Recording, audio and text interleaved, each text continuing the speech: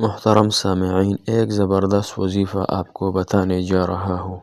رمضان الکریم کا مہینہ ہے اور پہلا عشرہ ہے۔ محترم سامعین، یہ وظیفہ رمضان میں کرو، انشاءاللہ بہت فائدہ آپ کو ہوگا، کیونکہ رمضان بار بار نہیں آتا، سال میں ایک موقع اللہ جل شانہ عطا فرماتا ہے۔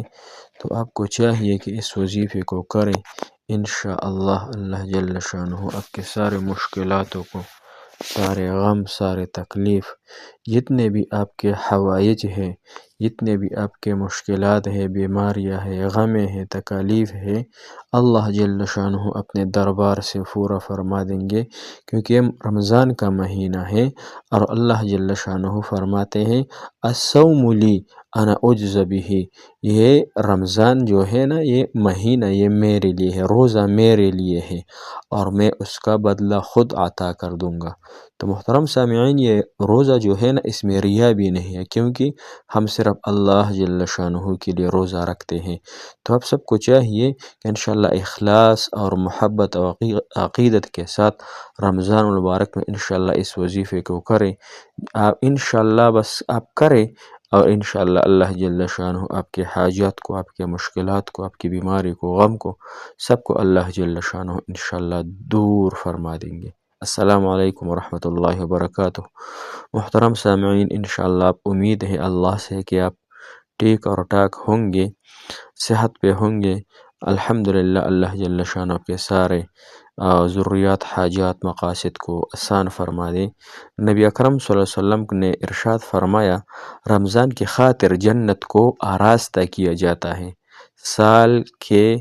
سال کے سر سے یہ اگلے سال تک۔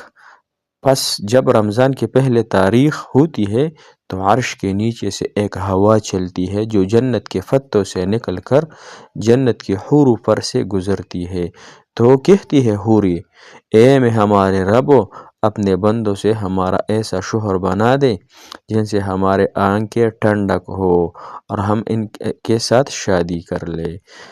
دوسرے حدیث میں آتا ہے، حضور پاک صلی اللہ علیہ وسلم نے ارشاد فرمایا، جس شخص نے رمضان کے مہینے میں حلال کمائی سے روزہ دار کو روزہ افطار کرایا تو پھر رمضان کے راتوں میں فرشتے اس کے لیے رحمت کے دعائیں کرتے ہیں اور جبرائیل علیہ السلام لیلۃ القدر میں اس آدمی سے مصافحہ کرتے ہیں۔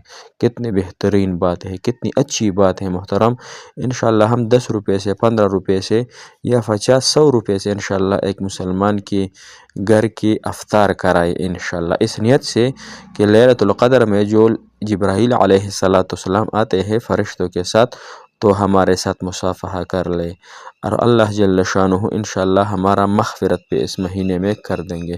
تو یہ غمخواری کا مہینہ ہے، یہ ام الحسنات مہینہ ہے۔ ام الحسنات یعنی نیکیوں کا ماں، یہ مہینہ نیکیوں کا ماں ہے محترم سامع۔ اس میں اتنا نیکیاں کرے، اتنا انشاءاللہ اللہ تعالیٰ سے دعائیں کرائے کہ اللہ جل شانہ ہمارا مغفرت فرمائے۔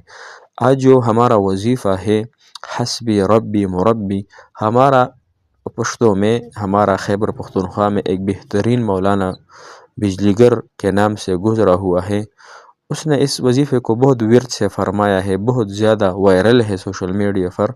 لہذا اس نے فرمایا کہ جو بھی بندہ ہے اس کو حاجات ہے، اس کو ضروریات ہے، اس کو پریشانیاں ہے، کہ جتنی بھی غم ہے، تکالیف ہے دنیا اور آخرت کی، تو سارے غم اللہ جل شانہ اس کے ختم کر دیں گے۔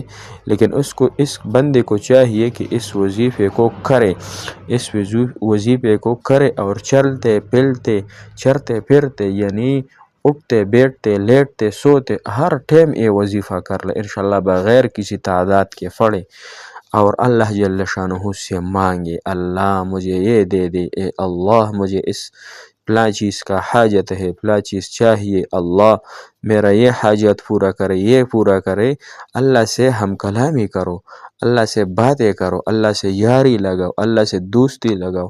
اگر اللہ ہمارا ہوا، بادشاہ ہمارا ہوا، تو بادشاہ کے جتنے بھی خزانے ہیں انشاءاللہ وہ ہمارے ہاتھ میں اور ہمارے قبضے میں ہوں گے۔ آج ہم اللہ سے اس کی محبت نہیں مانگتے، بس اللہ سے اپنی دنیا مانگتے ہیں۔ محترم سامعین، اللہ تعالیٰ فرماتے ہیں جو لوگ دنیا مانگتا ہے نا، تو میں اس کو بقدر ضرورت دے دوں گا اگر میں چاہوں گا، اور جو آخرت مجھ سے مانگتا ہے تو میں آخرت اس کو دوں گا، یعنی آخرت کے جتنے خوشیاں ہیں، جتنے یعنی آراستہ زندگی ہے، اللہ جل شان اس کو عطا فرما دیں۔ تو ہم کو بھی چاہیے کہ دنیا کے ساتھ ساتھ جو ہمارا ابدی زندگی ہے آخرت کی، اس کے لیے تیاری بھی کریں، اس کے لیے اللہ جل شانہ سے بھی مانگے۔ ہمارے لیے بہت دعائیں کریں، ہم آپ کے لیے دعائیں کریں گے، اللہ جل شانہ آپ کے سارے حاجاتوں کو، سارے مشکلاتوں کو دور فرما دے۔ اللہ تعالیٰ جل شانہ آپ کے حاجتوں کو پورا کرما دے۔ جزاک اللہ خیر، احسن